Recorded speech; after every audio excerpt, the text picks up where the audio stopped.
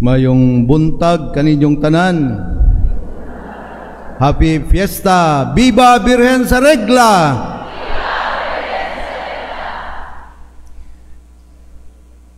Paki-greet ang inyong tapad sa tuo, sa wala, sa inyong luyo.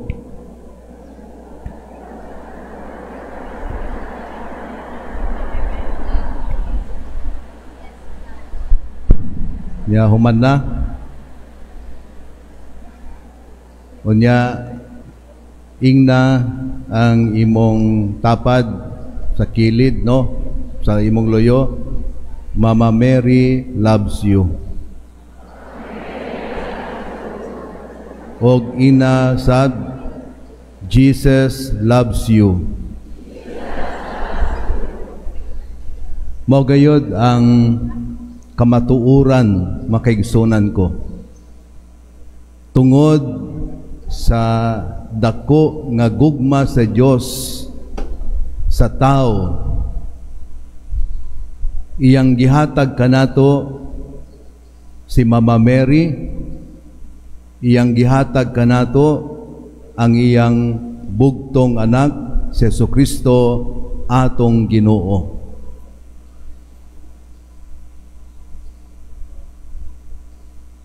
A very powerful image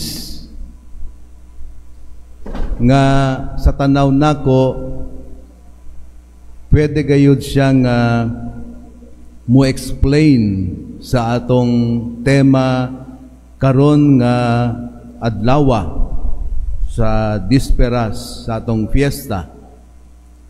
Maria dalampanan sa nawad-an sa paglaom. Mary, hope of the hopeless. It is the image of Mary at the foot of the cross. Si Maria nga nagbarog sa tiilan sa krus.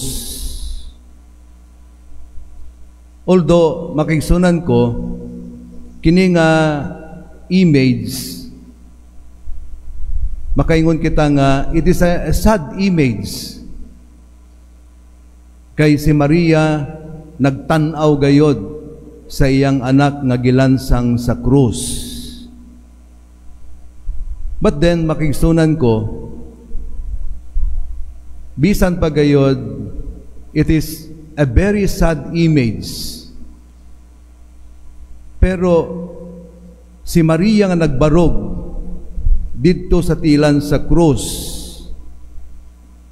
puno gayud siya sa paglaom. Paglaom sa katumanan, sa gisaad sa Dios. Ug unsa man na ang gisaad sa Dios, ang kaluwasan sa tao.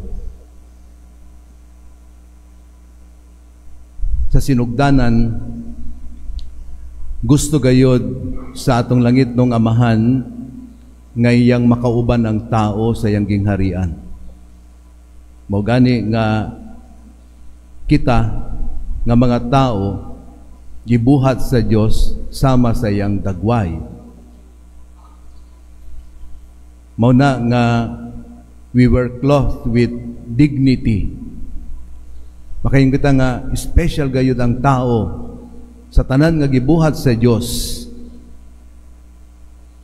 Tungod kay gusto gayud niya nga makauban ang tao sa iyang gingharian.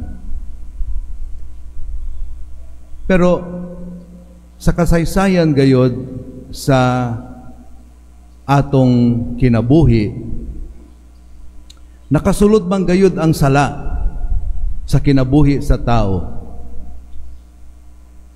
O kini nga sala nakahatag siya o makayon kita nga murag kini nga plano sa Dios nga iyang makauban unta ang tao sa iyang gingharian, dili na gyud siya mahitabo.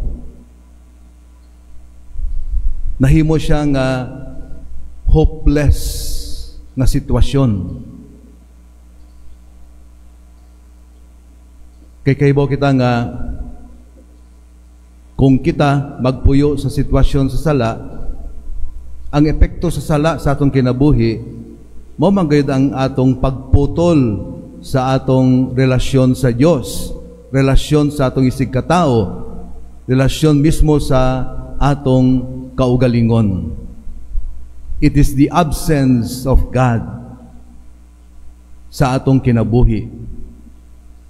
It is the absence of good relationship sa matag usa if we live in sin. Sumuna nga tungod niini nga sitwasyon, kining kagustuhan sa Dios nga unta ang tao magpuyo sa iyang gingharian, as I have said, murag ana siya sa alanganin.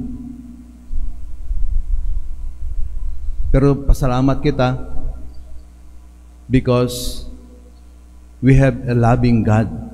Aduna kitay mahigugmaon nga Ginoo. Nga wala gayud siya mo surrender. Nga bisan pa gayud ang tao anaa na kaniya ang sala. Nagpadayon ang atong Ginoo sa iyang plano nga sa katapusan gayud ang tao magpuyo sa iyang gingharian. And so, gipadala niya ang anghel Gabriel, aron ipahibalo gayud ang iyang plano sa kaluwasan sa tao kang Maria. Gipili niya si Maria nga mahimong inahan sa manunubos. So from the very beginning, nakita na ni Maria ang mao nga paglaom sa katumanan sa plano sa Dios. Pinaagi gayud kang Jesus atong Ginoo. So sa pagbarog ni Maria sa tiilan sa krus, although very sad kaayo, no, nga sitwasyon, but then deep in the heart of Mary is full of hope nga kini nga katumanan sa gisaad sa Dios nga pagluwas sa tao matuman na gayod, pinaagi gayod sa dako nga sakripisyo ni Kristo sa iyang paghalad sa iyang kinabuhi o sa iyang pagkabanhaw. Ang tao nga nawad-an og paglaom tungod sa sala, tungod sa dako nga gugma sa Dios, nahiuli ang tao, nahibalik ang tao tungod sa pagsakripisyo ni Kristo atong Ginoo. Again, natagamtaman sa tao ang kaluwasan og kita nga mga tao nga nagatugayod sa Dios.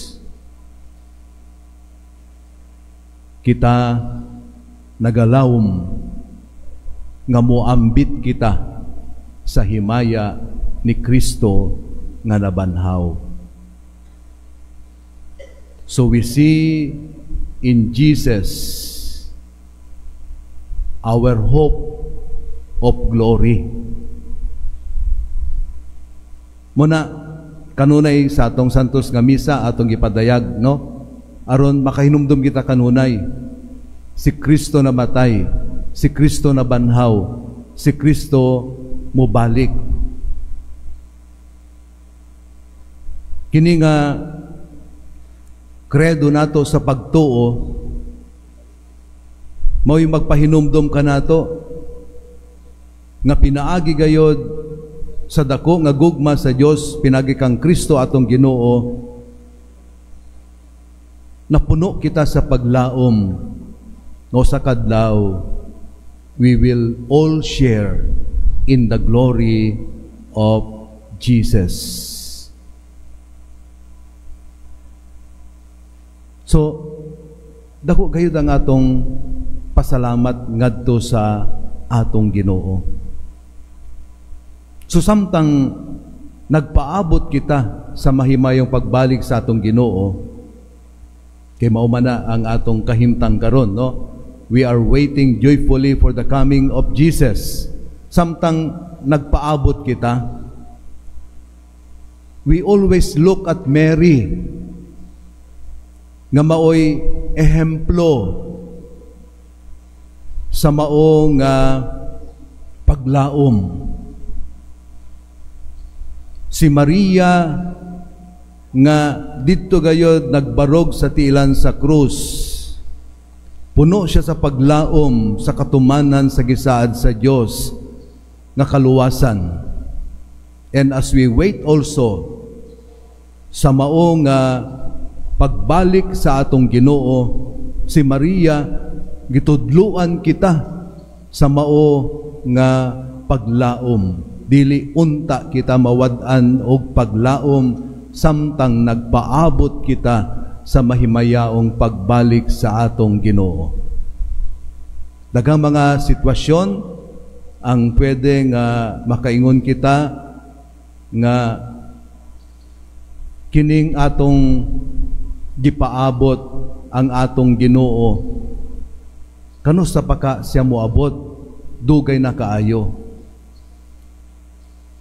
Unya, if we look at our society, murag wala man gayud maghari ang Dios. Daghang mga dautan nga mga panghitabo sa atong Kristohanong katilingban. This coming Sunday, we are going to celebrate the solemnity of Christ the King. So, once again, we will proclaim to the whole world that Christ is our King. Pero, kung tanaw nato ang atong sitwasyon sa katilingban, there are so many hopeless cases. Muna, usahay daghan kayo kining mga batan-on nga nawadan og paglaom, and ang mahitabo, they will commit suicide. Nagpunta nga mudangop kita kang Maria sa panahon nga makasinati kitag mga problema, mga krisis sa atong kinabuhi, no? We seek Mary as our refuge. O makita nato kang Maria ang mao nga paglaom sa magayod sa iyang paglaom kadtong nagbarog siya sa tiilan sa krus. Bago lamang nahuman ang retreat sa mga pari, kining national retreat, salamat di ay, no, kay kamong tanan gayod nagampo alang kanamong mga pari na unta mahimong successful ang among retreat, the third national retreat for priests nga nahitabo diri sa Cebu. Ang among speaker, giingnan mi nga mga pari nga sa panahon gayod nga anaa mi sa kalisod sa among kinabuhi, adunay mga problema, adunay mga krisis, giingnan mi nga importante gayod nga mudangop kang Maria ang dalampanan sa nawad-an o paglaom. This, I think it is very true, no? Kaysa akong kinabuhi isip pari, kung aduna ko'y mga problema, dunay krisis nga moabot, I always ask the help of Mama Mary. Ug tinuod gayod anaa siya kanunay, si Mama Mary, andam siya kanunay, nga motabang gayod. So siya gayod ang dalampanan nato, og pinagi kaniya, kay siya manggayod ang inahan ni Jesucristo. So pinagi sa iyang intercession, tanan gayod nga atong giampo, gipangayo, gihatag gayod ni Jesus atong Ginoo. So always remember, in moments nga makasinati gayud mo og mga krisis, mga problema, we go to Mary. Muadto kita kang Maria, kay si Maria makita nato kaniya ang mao nga paglaom. She is the hope of the hopeless. Maginaut ko, makigsunan ko nga sa atong debosyon kang Mama Mary, kanuy nato nga makita kini nga paglaom nga usa kadlaw kita muambit sa himaya ni Kristo nga nabanhaw. Iyan ang nasinati kini tungod kay sayang kamatayon, siya gipasaka manggayod sa langit. Naguna na siya kanato, niambit na siya sa himaya ni Kristo nga nabanhaw, ug kita nagalawom nga muambit pod kita sa himaya ni Kristo nga nabanhaw. And so at all times we should look at Mary, the hope of the hopeless. Amen.